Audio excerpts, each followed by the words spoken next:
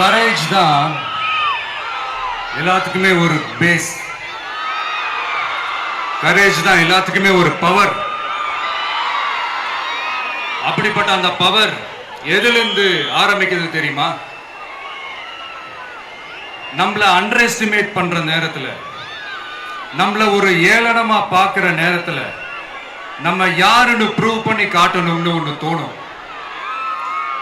நம்ம யாருன்னு காட்டணும்னு ஒரு உத்வேகம் ஒண்ணு வரும். அப்படி ப்ரூவ் பண்ற அந்த பாயிண்ட் எதுல இருந்து ஸ்டார்ட் ஆகுது தெரியுமா? எந்த விஷயத்துல நம்மள கிண்டலும் கேலியுமா பேசுறாங்களோ அதே விஷயத்தை வச்சு நம்ம அது ஒரு பாசிட்டிவா மாத்துறதுன்னு ஒண்ணு இருக்குல்ல, அதே விஷயத்தை வச்சு நம்ம அது ஒரு ஃபயரா மாத்துறதுன்னு ஒன்று இருக்குல்ல, அங்கிருந்து தான் அந்த பவரே ஸ்டார்ட் ஆகும். அப்படிப்பட்ட அந்த உண்மையான அந்த பவரை சொல்ற அந்த பாயிண்ட்ல இருந்து ஆரம்பிக்கலாமா? ஏ விஜய், வீட்டை விட்டு வெளியே வா. ஏ விஜய், பணியூர் விட்டு வெளியே வா அப்படின்னு சொல்றவங்களுக்கு என் வீடு எதுன்னு தெரியுமா? முதல்ல என் வீடு எங்க இருக்குனாவது தெரியுமா? என சீண்டி பார்க்கறதா நினைச்சு கிண்டலும் கேலியுமா பேசுறவங்களுக்கு நான் சொல்றேன், இந்த தமிழ்நாடு தமிழ்நாடுன்னு சொல்றாங்களே, அது மத்தவங்களுக்கு வேணா ஸ்டேட்டா இருக்கலாம், ஆனா என்ன பொறுத்த வரைக்கும் என் தாய் நாடான தமிழ்நாடு தான் என் வீடு.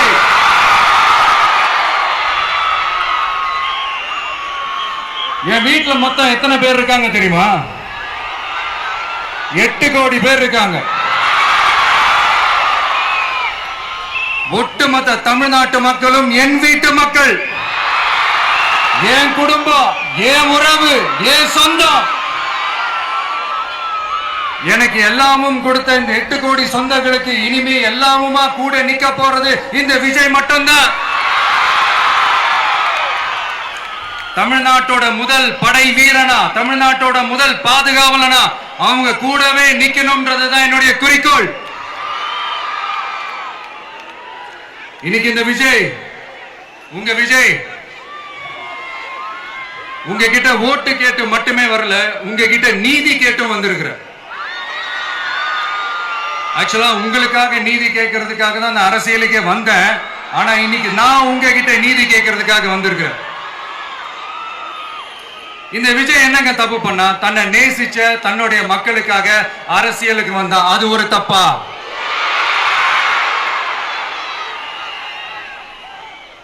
எல்லாத்தையும் ஒதுக்கி தள்ளிட்டு மக்களுக்காக மட்டுமே வந்த அது ஒரு தப்பா?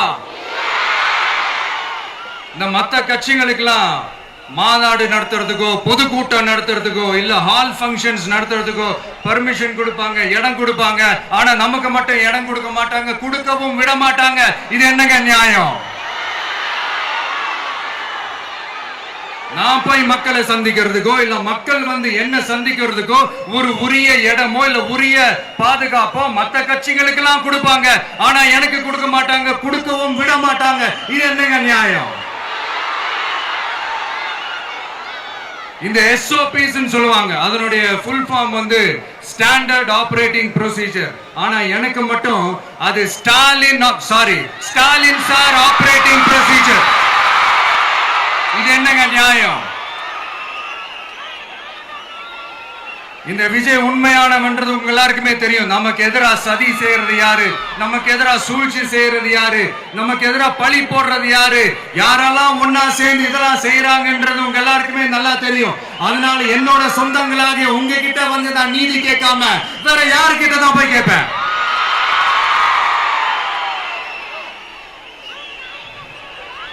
செல்ஃபே எடுக்காத ஒரு கூட்டணி கணக்கு, செல்ஃபே எடுக்காத ஒரு அறத பழைய அரித்மேட்டிக் கணக்கு, இதெல்லாம் வேலைக்கே ஆகாது. ஆணித்தரமா அடிச்சு சொல்றேன். அப்புறம் இந்த காசு கொடுத்து ஓட்டு வாங்கிடலாம்னு கனவு காண்றாங்கல்ல, அதுவும் இந்த விஜய் வந்ததுக்கு அப்புறம் நடக்கவே நடக்காது. வண்டி வண்டியா கொண்டாந்து கூட்டுவாங்க. 1000, 2000, 3000, 4000, 5000 சாமி மேல சத்தியெல்லாம் வாங்குவாங்க. அப்படிதான் இத்தனை வருஷமா உங்களை ஏமாத்தி இருக்கிறாங்க. வாங்கிக்கங்க, சந்தோஷமா வாங்கிக்கங்க. எல்லாம் உங்க பணம் தான். வாங்கிக்கிட்டு அவங்க காதிலேயே விசில ஊதி அனுப்புங்க. எப்படி? அவங்க செவிலியே விசில ஊதி அனுப்புங்க.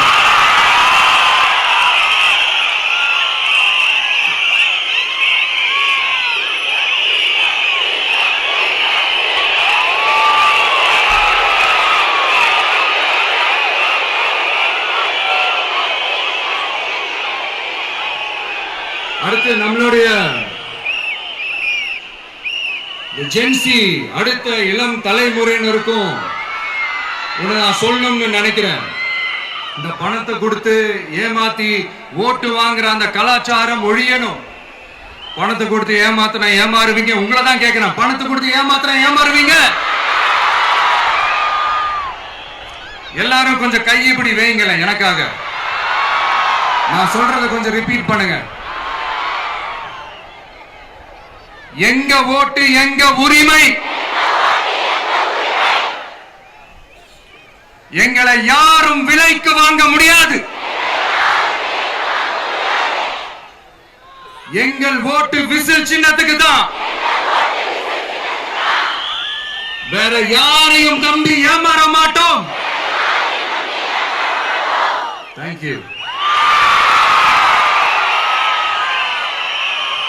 கேட்டுச்சா சார்? இனிமே நீங்க கொள்ளையடிச்சு வச்சிருக்கிற பணம் எல்லாம் வேஸ்டா போகுது. குப்பையில தான் தூக்கி போடணும். உங்களுடைய இந்த ஊழல் ஆட்சியும் மக்கள் குப்பையில தான் தூக்கி போட போறாங்க. அடுத்து ஒவ்வொரு வீட்டில் இருக்கிற என்னுடைய குட்டி நண்பா நண்பீஸுக்கும் நான் சொல்லணும்னு நினைக்கிறேன். வீட்டுல டிவியில உட்கார்ந்து இந்த பிரச்சார மீட்டிங் எல்லாம் பார்த்துட்டு இருப்பீங்க. உங்களையும் உங்களுடைய ஃபியூச்சரையும் மைண்ட்ல வச்சுக்கிட்டு தான் நாம அரசியலுக்கே வந்திருக்கிறோம். அதனால எனக்காக நீங்க ஒண்ணு செய்யணும். தொடர்ந்து செஞ்சுக்கிட்டு தான் இருக்கிறீங்க. நான் நிறைய கியூட்டான வீடியோஸ்லாம் நான் பார்க்கிறேன். லைக் உங்க அம்மா அப்பா கிட்ட மைக்க நீட்டி யாருக்கு ஓட்டு போடுவீங்கன்னு கேட்டா பின்னாடி இருந்த அந்த பையன், அம்மா விஜய்னு சொல்லுமா, அப்பா விஜய்னு சொல்லுப்பா அப்படின்னு நிறைய அந்த கியூட்டான வீடியோஸ் எல்லாம் பாக்குறேன். அதை தொடர்ந்து தயவு செஞ்சு அதை தொடர்ந்து கண்டினியூ பண்ணுங்க. உங்க வீட்டுல இருக்கிற உங்களுடைய அப்பா அம்மா தாத்தா பாட்டி பெரியப்பா பெரியப்பா சித்தி சித்தப்பா அத்தை மாமா ஓட்டு போடுற வயசுல இருக்கிற அண்ணன் அக்கா எல்லாரையும் விசில் சின்னத்துக்கு ஓட்டு போட சொல்லுங்க. விசில் சின்னத்துக்கு ஓட்டு போட வைங்க.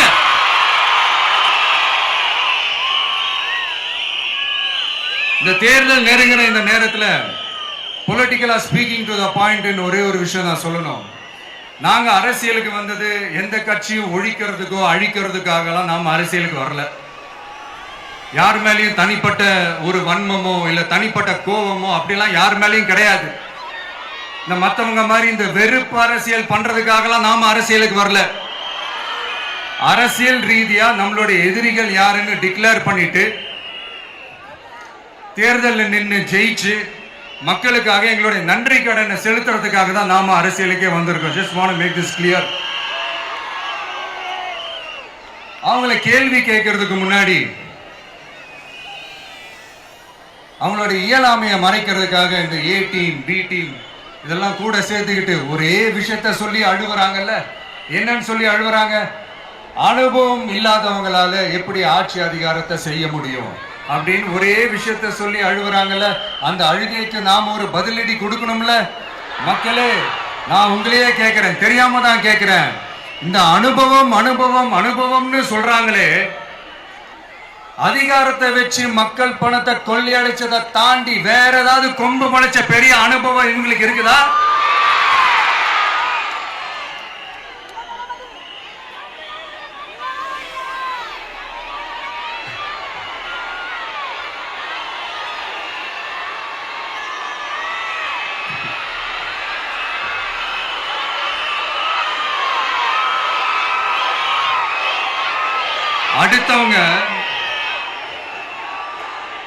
அடுத்தவங்க ஆரம்பிச்ச அரசியல் கட்சியில அடுத்தவங்களுடைய அட்ரஸ்ல அரசியல்வாதிகளா இருந்துட்டு இருக்கிற இவங்க எல்லாருக்கும் ஒரு சவால்.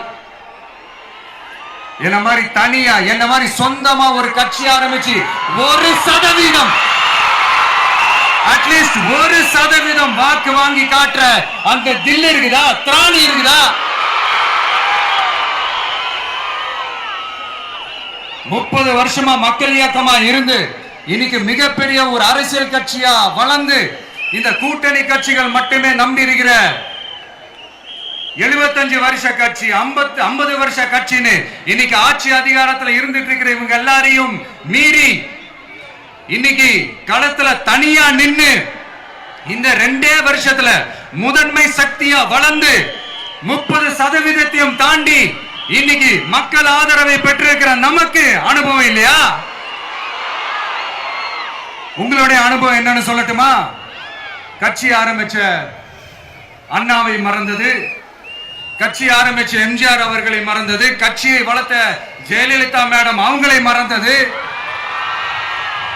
இவங்க எல்லாரும் சொன்ன விஷயங்கள், பேசின விஷயங்கள், எதையெல்லாம் ஃபாலோ பண்ணணும்னு சொன்ன விஷயங்கள் எல்லாத்தையும் மறந்தது. இவங்களுக்கு நமக்கு அனுபவம் இல்லையா? நமக்கு அனுபவம் இல்லதான். கொள்ளை அடிக்கிறதுல எங்களுக்கு அனுபவம் இல்லதான். அதெல்லாம் எங்களுக்கு சுட்டு போட்டாலும் வராது.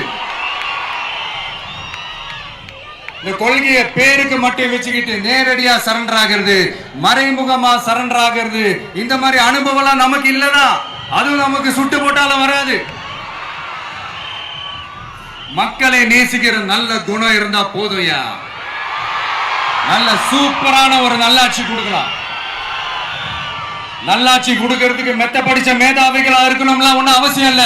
காமராஜர் அவர்கள் மாதிரியோ, எம்ஜிஆர் அவர்கள் மாதிரியோ மக்கள் சக்தியின் துணையால, மக்கள் மேல அக்கறையா இருக்கக்கூடிய நல்ல அதிகாரிகளின் துணையால சூப்பரான ஒரு நல்லாட்சி என்னால கொடுக்க முடியும், செஞ்சு காட்டுறேன்.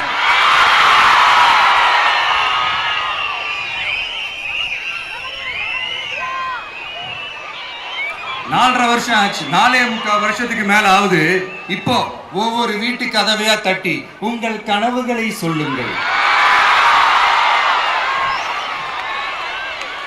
உங்கள் கனவுகளை சொல்லுங்கள், நாங்கள் அதை நிறைவேற்றி காட்டுறோம். இல்ல, ஸ்டாலின் சாருக்கு மக்கள் சார்பா ஒரு கேள்வி. மக்களுடைய கனவு என்னன்னு உங்களுக்கு தெரியுமா சார்?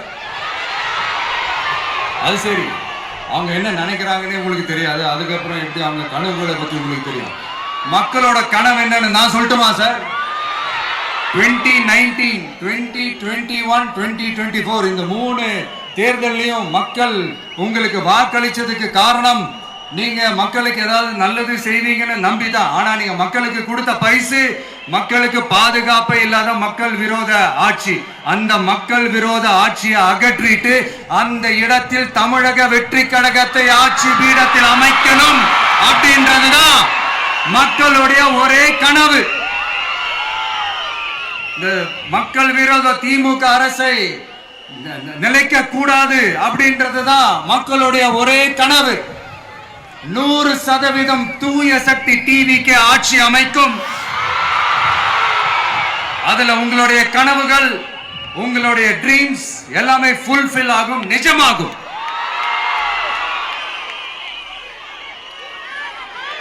தமிழ்நாடு எப்பவுமே டெல்லிக்கு அவுட் ஆஃப் கண்ட்ரோல் அப்படின்ட்டு ஸ்டாலின் சார் அடிக்கடி சொல்லுவாங்க. ஸ்டாலின் சார் எது எதுலாம் அவுட் ஆஃப் கண்ட்ரோல் இப்ப நான் கொஞ்சம் சொல்லட்டுமா? முதல்ல சட்டம் ஒழுங்கெல்லாம் அவுட் ஆஃப் கண்ட்ரோல், பெண்கள் பாதுகாப்புல அவுட் ஆஃப் கண்ட்ரோல்,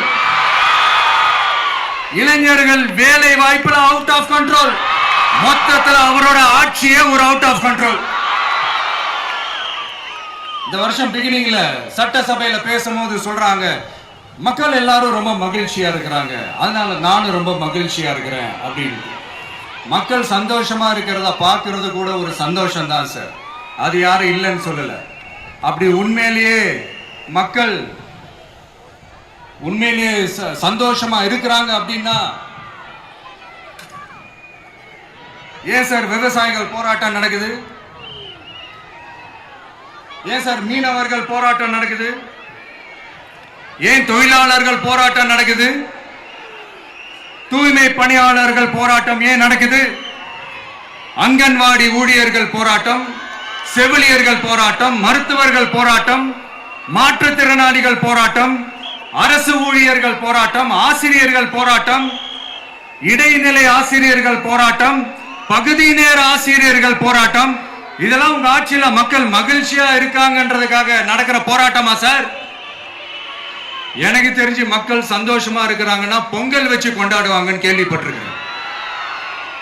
உங்க ஆட்சியில தான் போராட்டம் நடத்தி அவங்களுடைய மகிழ்ச்சியை வெளிப்படுத்துறாங்கன்னு நினைக்கிறேன். இன்னும் தீரவே தீராத பிரச்சனைகள்னா இருக்கிற இடம் பிரச்சனை, பார்க்கிற வேலை பிரச்சனை, பண்ற தொழில் பிரச்சனை, விலைவாசி பிரச்சனை, தண்ணி பிரச்சனை, பஸ் வசதி இல்லைன்ற பிரச்சனை, ரோடு சரி இல்லைன்ற பிரச்சனை, ஆஸ்பத்திரி சரியா இல்லைன்ற பிரச்சனை. இப்படி எல்லாம் ஒரு அடிப்படை விஷயங்களே பிரச்சனையா இருந்தா அப்போ ஆளுங்கட்சின்னு ஒண்ணு எதுக்குதான் இருக்கிறாங்க அப்படின்னு தானே மனசுல தோணும் மக்களுக்கு. ஆட்சிக்கு வர்றதுக்கு முன்னாடி தான் பொய்யா அடிச்சு விட்டீங்க. இப்ப ஆட்சியை விட்டு போகும்போது கூட பொய்யா பேசுறீங்களே சார், என்ன சார் இது? மாத்தி மாத்தி பேசுறதுல நீங்க வேற லெவல் தான் சார்.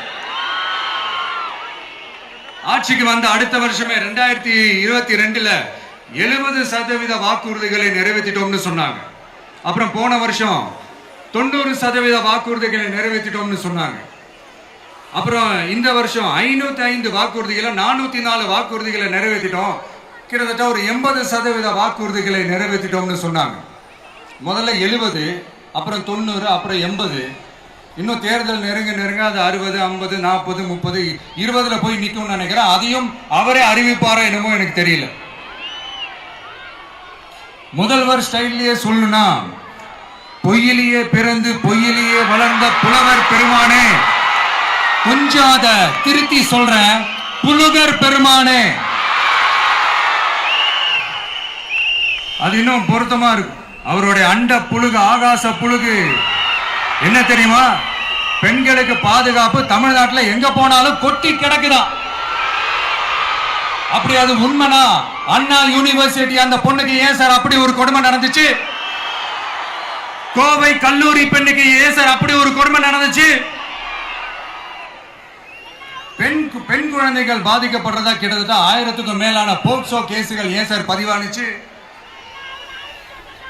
போதைப் பொருள் கலாச்சாரம் கண்ட்ரோலே இல்லாம அது பாட்டுக்கு தாறுமாற எங்கேயோ போய்கிட்டு இருக்கு. வயலன்ஸ் எல்லாம் தலைவிரிச்சு ஆடுது. அதுக்கு ஒரு ரீசெண்ட் எக்ஸாம்பிள், அந்த ரயில்வே ஸ்டேஷன்ல அந்த சிறுவர்கள் எல்லாரும் சேர்ந்து செஞ்ச அந்த சம்பவம். சட்டம் ஒழுங்கு சரியா இருந்தா ஏன் சார் இப்படி எல்லாம் நடக்குது? சட்டம் ஒழுங்கு சரியா இருக்கணும்னா முதல்ல தமிழ்நாட்டுக்கு ஒரு டிஜிபி வேணும் சார். எங்க சார் போனார் அவரு? எங்க அவரு? சும்மா இந்த ஆக்டிங் ஆபீசரை வச்சுக்கிட்டு அரசாங்கத்தை நடத்துனீங்கன்னா இப்படிதான் சட்டம் ஒழுங்கு சந்தி சிரிக்கும். முதல்ல தமிழ்நாட்டுக்கு ஒரு டிஜிபியை போடுங்க சார். அதுக்கப்புறமாச்சும் சட்டம் ஒழுங்கு சரியாகுதான்னு பார்ப்போம். சரிப்பா, கேள்வியா கேட்கறியே, நீ வந்தா என்ன செய்வ அதானே கேட்கறீங்க. கரெக்ட், கேட்கணும். மக்களோட அடிப்படை தேவைகளை தீர்க்கிறது தான் நம்மளுடைய ஃபர்ஸ்ட் வேலையே. அதை தீர்க்கிறதுக்கான அந்த தேடி போறது, அதோட சொல்யூஷனை தேடி போறது தான் நம்மளுடைய ஃபர்ஸ்ட் அஜெண்டாவே. கொஞ்சம் வெயிட் பண்ணுங்க, தேர்தல் அறிக்கை ரெடி ஆயிட்டு இருக்கு. தெளிவான ஒரு தேர்தல் அறிக்கையாவது வரும். என்ன நம்புற உங்களை நான் டிசப்பாயிண்ட் பண்ணவே மாட்டேன்.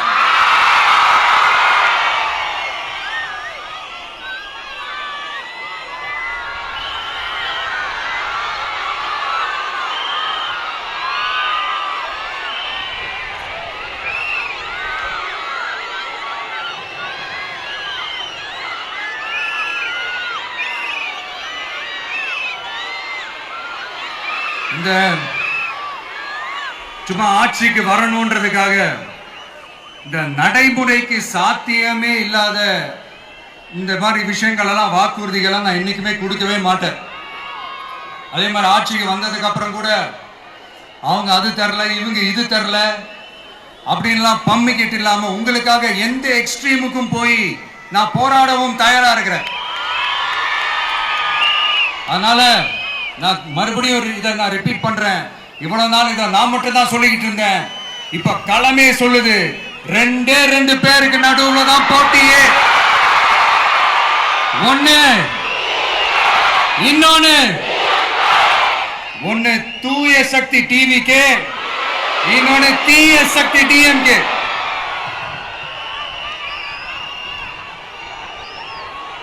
இப்ப நம்ம இந்த எலெக்ஷன் விஷயத்துக்கு வருவோம். விஜய் என்னப்பா இவரை மட்டும் தான் எதிர்க்கிறாரு, இவங்களை எதிர்க்க மாட்டேன்றாரு, அவங்கள பத்தி எதுவுமே சொல்ல மாட்டேங்கிறாரு. இல்ல நான் கேட்கிறேன், இது யாருக்கான எலெக்ஷன்? தமிழ்நாடு சட்டசபைக்கான ஒரு தேர்தல். இப்ப இங்க யார் ஆட்சியில் இருக்கிறா? யாரு பொய்யா வாக்குறுதிகளை கொடுத்து மக்களை ஏமாத்துறது? யாரு மக்கள் விரோத ஆட்சியை நடத்துறது? அப்ப இங்க யாரை அகற்றணும்?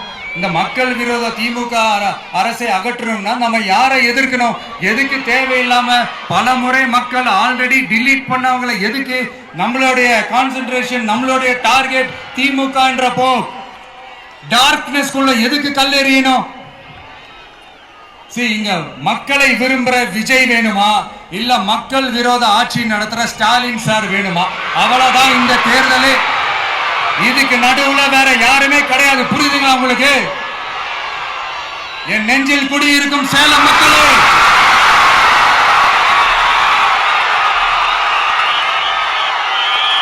One last simple question.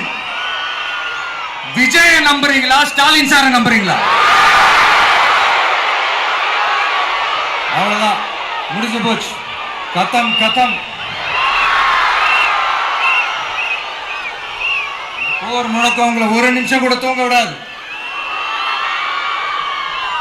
இந்த போன லாஸ்ட் வீக் இந்த டிஎன்பிஎஸ்சி இந்த எக்ஸாம்ஸ், இந்த குரூப் 2 எக்ஸாம்ஸ் அதை அனௌன்ஸ் பண்ணிட்டு உடனே அதை கேன்சல் பண்ணிட்டாங்க. இது உலகத்துக்கு எல்லாருக்கும் தெரியும். கேன்சல் பண்ணிட்டு ரொம்ப சிம்பிளா டெக்னாலஜி ஏதோ சம் ஃபால்ட், டெக்னிக்கல் ஃபால்ட் அப்படின்னு சொல்லி அதை கடந்து போயிட்டாங்க. இத்தனை வருஷமா ராத்திரி பகலமா கஷ்டப்பட்டு படிச்சு எப்படியாவது நமக்கு அந்த வேலை கிடைக்காதான்னு அந்த எக்ஸாம்ஸை ஃபேஸ் பண்ண வந்த நம்மளுடைய தம்பி தங்கைகள் எவ்வளவு ஒரு மன உளைச்சலுக்கு ஆளாயிருப்பாங்க. அது யாராவது யோசிச்சு பார்த்தீங்களா? ஒரு எக்ஸாம்ஸை ஒழுங்கா நடத்த தெரியல, இதுல உலக நாடுகளோட போட்டி போடுறாங்களாம். நம்மளுடைய தம்பி தங்கைகள் நம்ம அம்மா அப்பா கிட்ட சொல்லுங்க, யாரும் தைரியம், எல்லாரும் தைரியமா இருங்க. வரப்போறது உங்க ஆட்சி, நம்ம ஆட்சி.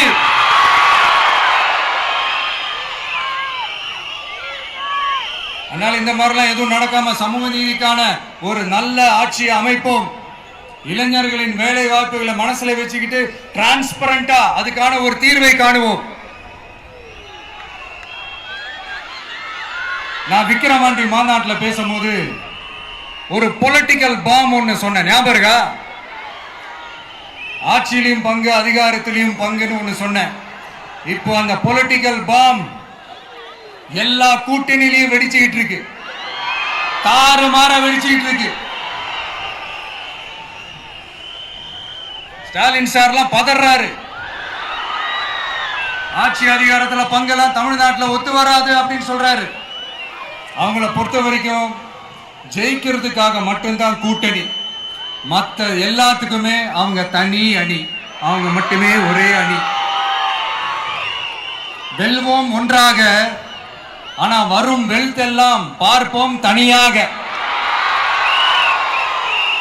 அந்த வெல்வோம் ஒன்றாக என்றது இதுதான் அந்த சீக்கிரட்டே. புரிய வேண்டியவங்களுக்கு நல்லா புரியும் நினைக்கிறேன். உங்களோட நான் இருக்கேன், நம்மளோட நம்ம மக்கள் இருக்காங்க. இதுக்கு மேல என்ன வேணும்? கான்பிடென்டா இருங்க, நல்லதே நடக்கும், வெற்றி நிச்சயம். மீண்டும் சந்திக்கும் வரை நன்றி, வணக்கம்.